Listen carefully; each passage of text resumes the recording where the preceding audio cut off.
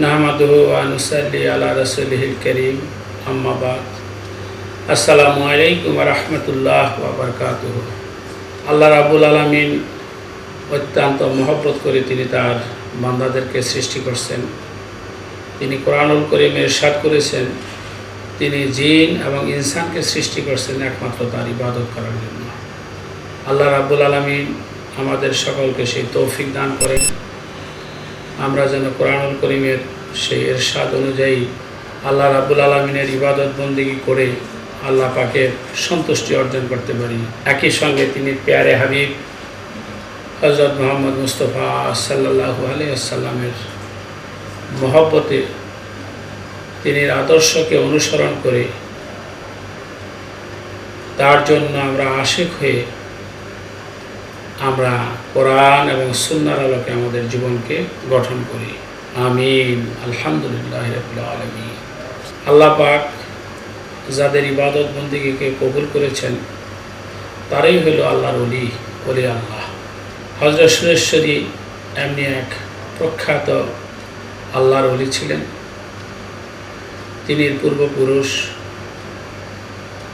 আওলাদে রাসূল সাল্লাল্লাহু আলাইহি ওয়াসাল্লাম পবিত্র মদিনা মুনাওয়ারার থেকে ইরাক, ইরান, আফগানিস্তান, পাকিস্তান, দিল্লি হয়ে ভারতবর্ষে তারা আগমন করেছেন। তাদের এই আগমনের মূল উদ্দেশ্য হলো ইসলাম প্রচার করা। ইসলাম প্রচারের জন্য সর্বত্রভাবে তারা নিবেদিত ছিলেন, যে তারা আহলে সুফাদের অন্তর্গত এবং সুফিয়া কারামদের ভিতরে তিনরা অন্যতম। শরীয়ত, তরিকত, হকিকত, মারেফাত, সুফি তত্ত্ব, আধ্যাত্মিকতা তত্ত্বের আলোকে ইসলাম প্রচারের সাথে সাথে তারা এই দেশে সত্যিকারভাবে আশিক রাসূল সাল্লাল্লাহু আলাইহি ওয়াসাল্লাম তৈরি করার জন্য তারা সর্বত্রভাবে নিজের জীবনকে তারা নিয়োজিত করেছেন। সে হযরত সুরেশ্বরী কিবলা কাওয়ার পূর্বপুরুষের নাম তিনি তার সিররে হক জামিনুল কিতাবের ভূমিকায় তিনি লিখেছেন। তিনি হযরত শাহ সুফি সৈয়দ মানিক শাহ রাদিয়াল্লাহু তাআলা আনহু, তার অধস্তন পূর্বপুরুষদের পরে হযরত সুরেশ্বরী কিবলা কাওয়ার পিতা হারামাইন আশ-শরীফাইন সুফি সাফি সৈয়দ মেহেরুল্লাহ রাদিয়াল্লাহু তাআলা আনহু, যিনি সর্বত্র পাক ভারতে শুধু সুফি সাহেব নামে সুপরিচিত ছিলেন। প্রসঙ্গত উল্লেখ থাকে যে হযরত সুরেশ্বরী কিবলা কাওয়ার পূর্বপুরুষগণকে তখনকার দিনের নবাবগণ লাখ হারাজ সম্পত্তি দান করেছিলেন, অর্থাৎ নিষ্কর 350 বিঘা সম্পত্তি বর্তমান সুরেশ্বর দরবার শরীফ সংলগ্ন ঈসা পাশা মৌজায়। তিনরা এতই দয়ালু, এতই দিনদার, এতই তারা মানবিক প্রেমে তারা উদ্বুদ্ধ ছিলেন, গরিব মিসকিন হিন্দু মুসলমান সকলের ভিতরে সমস্ত সম্পত্তি তারা অকাতরে বিলিয়ে দিয়েছিলেন। এবং সেই ঈসাবাসা গ্রাম তখন তারা একদম রিক্ত হস্তে সুরেশ্বর এবং ঈসাবাসা গ্রামের সংলগ্ন রঙ্গির বাড়ি একটি গ্রাম, সেখানে এসে তারা বসবাস স্থাপন করেন। এর পরবর্তীতে বর্তমান পুরাতন বাড়ি, যেটা আমার সুরেশ্বরী আমার দাদাজান কেবলার জন্মস্থান, এই জায়গাটা তখনকার দিনের জমিদারগণ আমার দাদাজান কেবলার যিনি দাদা, অর্থাৎ আমার বড় আব্বাজানের পিতা বা তার পূর্ব যে ছিলেন, তাদেরকে এই সম্পত্তি নিষ্কর হিসাবে তারা দান করে যান।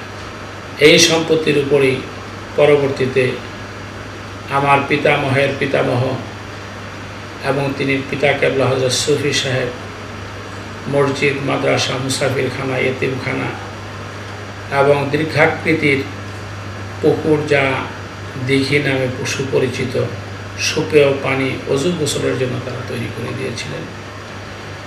এবং সার্বিকভাবে তারা মানব প্রেমে উদ্বুদ্ধ, নিজেরা যেরকম ছিলেন অন্যান্যদেরকে তিনি উদ্বুদ্ধ করেছেন। কোরআন সুন্নাহর আলোকে, শরীয়ত, তরিকত, হকিকত, মারাফাতের পূর্ণাঙ্গ বিধানের আলোকে তারা স্বমহিমায় সমুজ্জ্বল ছিলেন। এবং জানা যায় যে তখন থেকে বিশ্ব আধ্যাত্মিক নির্দেশনা ও গবেষণা নামক একটি প্রতিষ্ঠান, যেই প্রতিষ্ঠানের মাধ্যমে সর্ববিশ্বে মানব সেবা এবং শান্তির বাণী পৌঁছে দেওয়ার জন্য। প্রসঙ্গত উল্লেখ থাকে যে ধর্মীয় গুণাগুণ যাদের ভিতরে থাকে তারা আত্মিকভাবে রাব্বুল আলামিনের সঙ্গে সম্পর্ক থাকে এবং তারা রুহানিভাবে উন্নত এবং বলিষ্ঠ তারা থাকেন। এই যে আত্মিকভাবে তাদের যে সুসম্পর্ক আল্লাহ রাব্বুল আলামিনের সাথে, এই আধ্যাত্মিকতার আলো তাদের দেহ, মন, প্রাণ, চোখে মুখে সর্বত্র সেই জিনিসটা, সেই নুরানি আলো বিচ্ছুরিত হতে থাকে। তখনকার দিনে হযরত সুরেশ্বরী কেবলা কাবার পিতার নিকট অসংখ্য লোক শরীয়ত, তরিকত, হকিকত, মারেফাতের শিক্ষা লাভের জন্য একত্রিত হতেন এবং বিভিন্নভাবে মাসলা মাসাইল তারা জানবার জন্য তারা এখানে সমাবেত হইতেন। কারণ একটা জিনিস বুঝতে হবে, ঐতিহাসিকভাবে আমরা এই জানতে পারি যে তখনকার দিনে বাংলাদেশে দ্বীনি ইলম শিক্ষার জন্য তেমন কোনো প্রাতিষ্ঠানিক মাদ্রাসা বা বর্তমান জামানায় যা আলিয়া মাদ্রাসা নামে সুপরিচিত এইরকম তখনকার দিনে ছিল না। তখনকার দিনে কওমি মাদ্রাসা অর্থাৎ উস্তাদের নিকট তারা সমবেত হয়ে তারা সার্বিকভাবে কোরআনুল করিম পাঠ, কোরআনুল করিমের তাফসির, হাদিস শরীফ, ইজমা, কিয়াস এবং বিভিন্নভাবে তারা ধর্মীয় জিনিস জানতেন এবং আধ্যাত্মিক সুসম্পর্ক জানার জন্য তারা ফার্সি ভাষায় রচিত বিভিন্ন মনীষীদের সেই কিতাবাদি তারা পাঠ করতেন।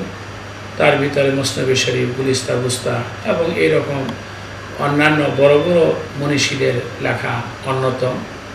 এসবের ভিতরে কিন্তু ইলমে তাসাউফ অর্থাৎ আল্লাহ রাব্বুল আলামিনের সেই তাসাউফ জ্ঞানে সমৃদ্ধ হওয়ার জন্য যে সকল কথা, এগুলি সুন্দরভাবে এখানে তারা শিক্ষা লাভ করতেন।